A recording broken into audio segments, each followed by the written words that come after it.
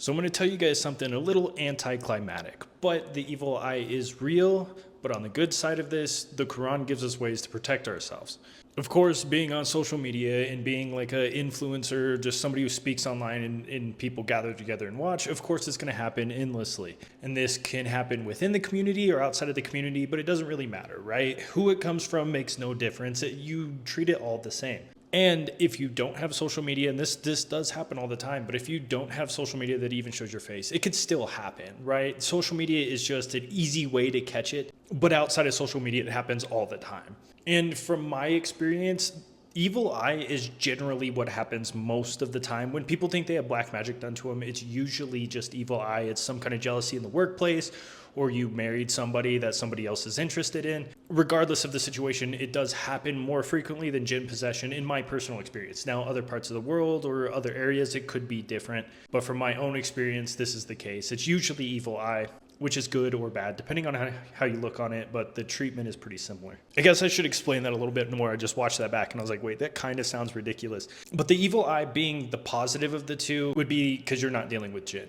But if you're dealing with jinn, that being the positive of the two, it means somebody around you isn't being jealous. So it just depends on your perspective and your own personal priorities. But regardless, we're going to go over evil eye in this video specifically and how to address it. I am studying Ruqya from a couple Islamic scholars. We do have a video planned coming up really soon. It's going to be after Ramadan. We're going to speak more publicly about things. During Ramadan, we both agreed that I'm just focusing on my prayer and connection to God. You guys can tell I haven't been posting really much at all. This is just because I've just been dialed in. I'm not really too worried about social media at this time. It's kind of a negative place for everybody. So in this moment, it's going to be a little unstable, but Ramadan's over soon. But just letting you guys know, we do have something coming up soon. And it's going to be really cool for you guys to really see and be able to speak to the people I'm learning from. They don't really like being on camera, but I got them convinced to do so. So it's going to be a lot of fun. I'm really excited for this. But for this one, we are going to explain what the evil eye is, how it works, and how to protect yourself from it. So first of all, it's like, what is the evil eye? I'm sure plenty of you guys are familiar with this, but just in case you aren't, we have some Christian viewers and some atheist viewers and some people all across. But the evil eye is somebody who has jealousy or envy towards you, and they're projecting this energy. This could be considered a type of black magic, depending on who you ask. I do find it a little bit separate because it's not going to hit near as hard. They're not like attaching a jinn to you. So I would consider evil eye slightly different than like somebody cursing someone. But the primary idea is it is envy and negative jealous energy sent towards you. Now, this energy is sticky. It sticks to walls, hypothetically, of course, but it sticks to walls, it sticks to you, it sticks to the people around you, and it just brings an entire negative environment around you.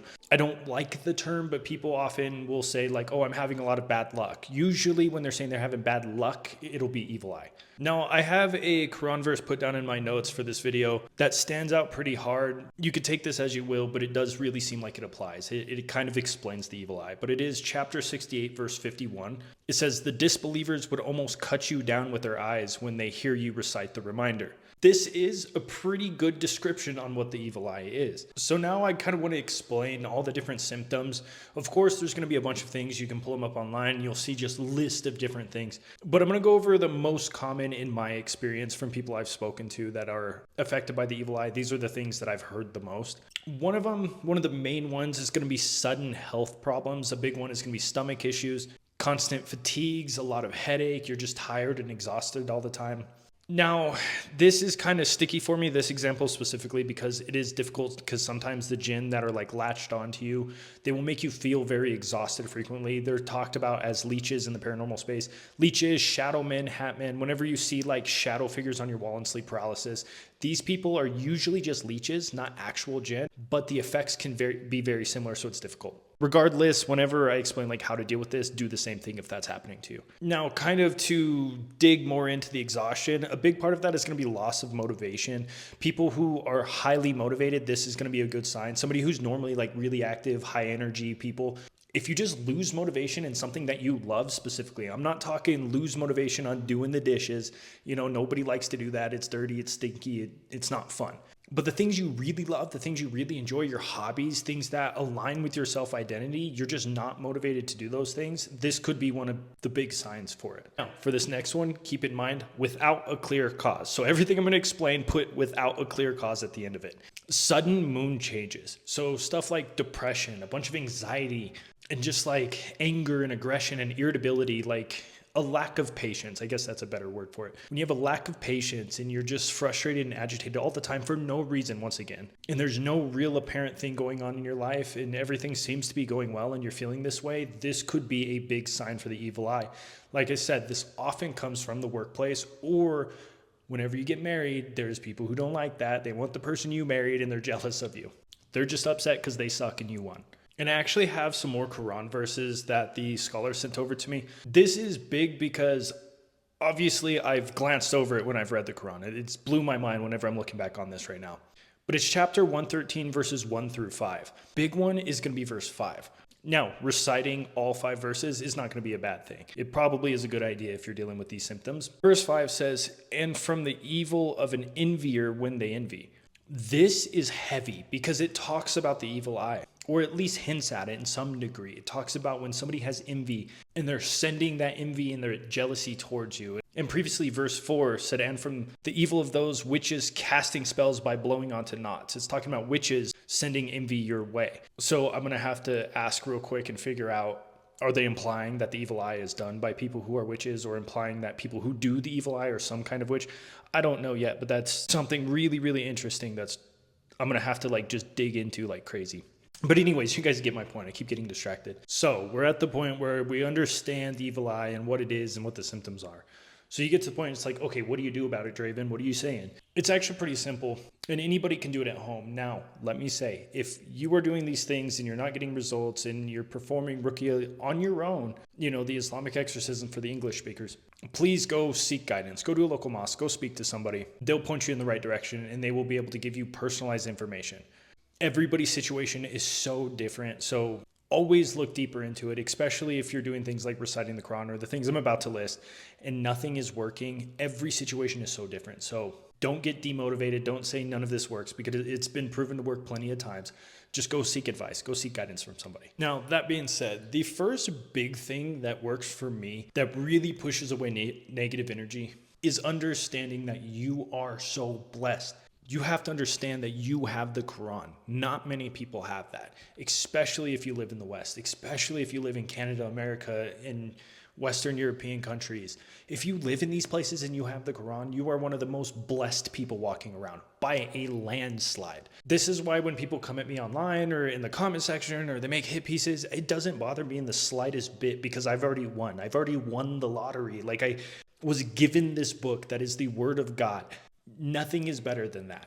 And having this mindset and this kind of appreciation for it kind of just disconnects you from everybody's hate. It's like, okay, buddy, you can cry all you want, but I'm extremely blessed. And like I said, this doesn't matter if it comes within the community or outside of the community. Both sides can do it. People who are your brothers and sisters. Now, let me explain something for a second. The way I see it is, if somebody has the Quran as their backbone and believes it's the word of God, we are all family. We are all one big family.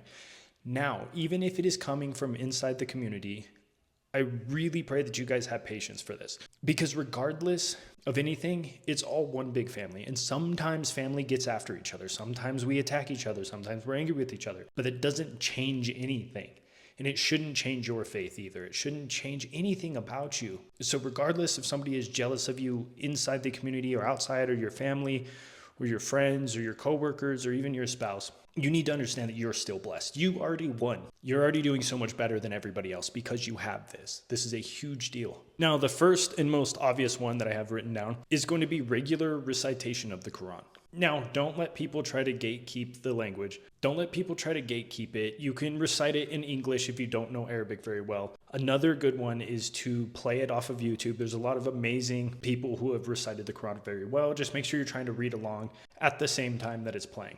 Just normal recitation of the Quran does a lot. It is super powerful. It is the word of God. This is something that I realized super early on. And you can even get down and measure this to a vibration frequency. They've done this. They've measured it on plants. There's Library of Medicine articles that talk about this, that talk about whenever people recite the Quran, the plants are happier, they grow better. They can measure the vibrations of the plant. I'm not going to go into too much detail of that, but you guys understand what I mean. I'm sure you guys already know this.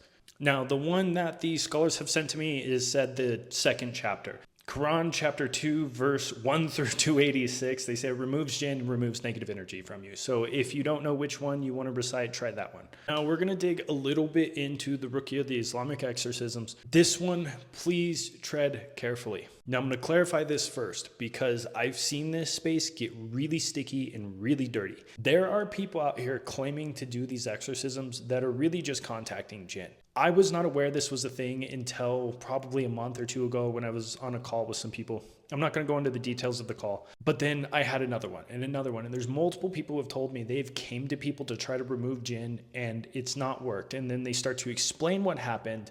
And I can guarantee you guys, some of the things these people are doing are literal curses. If you look at what they're doing in some of these Islamic exorcisms, stuff with like rusty nails and things like this, if you look at it outside of Islam in the slightest bit, it will explain to you that these are curses. These are things that are not protecting you. So please tread carefully whenever it comes to these exorcisms, because there are people out here that are scamming people blind and making the situation way worse. It's bizarre. I was not aware of this for quite some time, but it is a serious issue that's going on. Also, another big one is like the pieces of paper. They put paper in your pocket and it has a bunch of numbers, and they'll write Arabic and it will look like it's the Quran, but it's not. These are names of jinn. We've sat here and translated it with AI, and I've sent it over to the scholars and they've confirmed. These are names of jinn that some people are writing on these papers with all the numbers and the squares on it. That is not how to remove jinn. That will make the problem worse. Now, here's a big way you guys can tell. I just remembered this and I really want you guys to understand this. If somebody asks you for like the name of your mother, the name of your child, your birth date, they're not helping you. I promise they are scamming you. The real people who perform ruqyah, perform Islamic exorcisms, do not need to know your birthday. They don't need to know the name of your mother's maiden name, and all this crazy stuff. So if somebody is doing that, run the other way. That's wild. Oh, I just remembered one more thing. They will give you talismans. That's what the paper thing was. So they're talismans. I forget the Islamic or the Arabic name for it. There is a specific word for it. I just don't remember off the top of my head. But these talismans are not Islamic. These are things that are attracting the jinn. So it sounds like some people go to them and get some kind of positive results. And I really, really have a hard time saying this, but it is true. And it is like extortion, right? Some of these people are going to the jinn and saying, hey, if I pay you off, get your buddies to leave this person alone. It is extortion. Like the jinn showing up, they're causing problems, and then they're paying off one jinn to get all the other jinn to leave them alone. This is not Islamic. This is not how you're supposed to go about things. But this video is about evil eye, so I'll get back on topic. But the one I recommend is actually quite simple. I just went on that rant for no reason, I guess. But the big one is water with Quran recited into it and blowing into it. A lot of the time, whenever I speak to the scholars, they say dry spit. What they really mean, or what they're trying to say, is like just blowing into the water while reciting the Quran, or after the verse is done, they blow into the water. These vibrations are said to get trapped into the water. Now, you drink this consistently throughout the day, or you perform wudu with it. You wash yourself up with the water and wash your surfaces and the things around your house with this water. This will cleanse your space. I guarantee it. This is the best cleansing tool you're going to find. When you look up cleansing, it's going to tell you all kinds of different occult things with like, oh, use white sage and blah, blah, blah. First of all, white sage is an occult practice to call upon your ancestors. I don't know why they're selling it to so many people in America saying it's a cleansing tool. It's bizarre, but whatever, just let them do their thing. But anyways, yes, recite Quran into water, drink water, and clean your house with it. It's pretty simple. All right, for the rest of the video, I'm going to try to stay on topic. It's Ramadan and my brain's all excited and I'm just like bouncing around. But the next big one I want to tell you guys is to kind of conceal your blessings. This is a very hard one that I had to learn the hard way. Not everybody is going to be excited for you. This one's kind of sad, so it's like hard to talk about, but it's true. Not everybody's going to be excited for you. When you achieve something and you accomplish something, there's certain people you shouldn't say this to. And you know who I'm talking about. When I'm saying this, I guarantee that person pops in your mind, because every time you're proud of yourself and you just want to share it with them, they will just dump on it. They will just attack it and be like, oh no, you need to live in reality. You need to do this. You need to do blah, blah, blah, blah, blah. They just hate on you. These are people you need to hide your blessings from. And a lot of time this will come online. This will come on social media. If you're posting on Instagram, your new Lamborghini, just like Fuzi did and he crashed it, this will happen. This evil eye is a serious thing. And it does kind of suck that we have to conceal these blessings. But all I can recommend really with this is what I did, is identify the people that are obviously not happy for you. They're not happy that you're doing well. And then also at the same time, so you don't get so negative like I did, identify the people that are happy for you, that are excited for you to win, that want to help you win. And when you receive these blessings, share it with those people. Like, not just like say like, hey, this came out, it was really cool, I got a raise at work. It's like, share these blessings with them. Or if you got the car you really like, go take them for a drive. Or you got a new computer that you love, play games with them or something. You guys can apply that to your own life. But concealing your blessings is a big deal. Whenever it comes to the evil eye, not everyone is going to be happy for you. Now, this last one was sent over to me from the teachers. I told them I was working on this and asked them that question earlier. And they said giving charity. And this is a really cool thing that I've overlooked in the past, but giving charity could potentially remove things like the evil eye or negative energy going around you. And there's a Quran verse that they sent over to explain this as well. What's really cool is this is the same verse in the Quran that talks about when to pray. I know a lot of people are upset about the Hadith thing. After Ramadan, I'll explain it some more, but I just don't want people arguing right now. It's Ramadan. Take a breath. It'll be okay. The arguments will be thereafter. But this is chapter 11, verse 114. It says, establish prayer, O prophet, at both ends of the day and in the early part of the night. Surely good deeds wipe out evil deeds. This is a reminder for the mindful. Saying that your good deeds, such as charity, will wipe out bad deeds. But just expanding slightly on that is when you do good things come your way. It's a pretty simple example, and I do like it a lot. It's something that I admittedly did look over. I was looking at the prayer times in that verse the whole time and didn't even think about that part. Now, one of the last things I'm going to add on to this is always ask God. Always speak to God first. Your connection with God is the biggest shield you can ever have. Having a connection with God will protect you from so much. There's nothing really we could do in the physical world besides prayer that's going to protect us to that extent. So always keep in mind, your connection with God should always come first. This is the big thing that I go over in the coaching calls. Your connection with God is the most important. And I'm going to recommend something that probably some people aren't going to like. But if you're busy and you're about to miss prayer and you're driving to work, for example, or you're driving to a doctor's appointment, something where you just don't have time to stop and lay out your prayer and pray correctly, say a prayer to yourself. Just speak to God. One of the biggest things we are reminded in the Quran multiple times is be mindful of Allah. And the reason why this is said so many times, at least to me, what it sounds like to me, is that when we are in those moments, we're in those moments where we're busy and we're caught up in life or we're caught up in the physical world, just say a prayer. People all the time, they ask me, like, how many times a day do you pray? It's like 3 times in the Quran, 5 times in Hadith. Both of those times I'm going to say is not enough. I stay in a constant state of prayer. This is something I haven't really talked about much just because it just feels weird to, I guess, almost brag about. But in this sense, I do kind of want to recommend this to people. There's nothing wrong with praying more than 5 times, more than 3 times a day. Regardless if you follow Quran or you follow Hadith, it doesn't matter. We can pray more. There's nothing wrong with speaking to God throughout the day. So your connection to God should always be the most important, should always be the thing that you lean into the most. Now, for a little bit of psychological, stepping away from just pure religious beliefs for a second, one of the things I kind of want to recommend to people, and I'm not saying this for everybody, but sometimes you need to be the punching bag. Sometimes it's good. Sometimes it's better just to let people send negativity towards you. And of course, know your own limits and know how much you can handle. But sometimes people have some pretty rough stuff going on in life. You never know what's going on behind closed doors, especially in the Islamic community. We don't share too much with each other, especially the bad moments. So one of the things I want you guys all to keep in mind is people have hard lives. I'm sure you've had a hard life. I've had a hard life. Everybody has. Life is not easy. It's pretty difficult. You never know what somebody's dealing with behind closed doors. You never know what's going on in their household. You never know if they're being misled by somebody in their corner. You never know if they're having issues in their relationship, their marriage, or with their family, or with their job. You never understand these things. We'll never know, right? So sometimes it's better just to take some punches and move on with life and just understand that you're doing good. You're doing the best you can with what you got. And if somebody is jealous of you, that's okay. You should wish them the best, pray for them, and not try to attack them back. I see that as one of the worst things we can do. It's just throwing punches at each other left and right. It doesn't do anything positive, especially if it's inside the community. This gives the Christians ammo. This makes the whole community look silly, makes it look weak. Sometimes it's better just to be the punching bag and move on with life and just know you're doing fine. It's something that I've learned recently that I would like to share with you guys because it is a peaceful place to be mentally.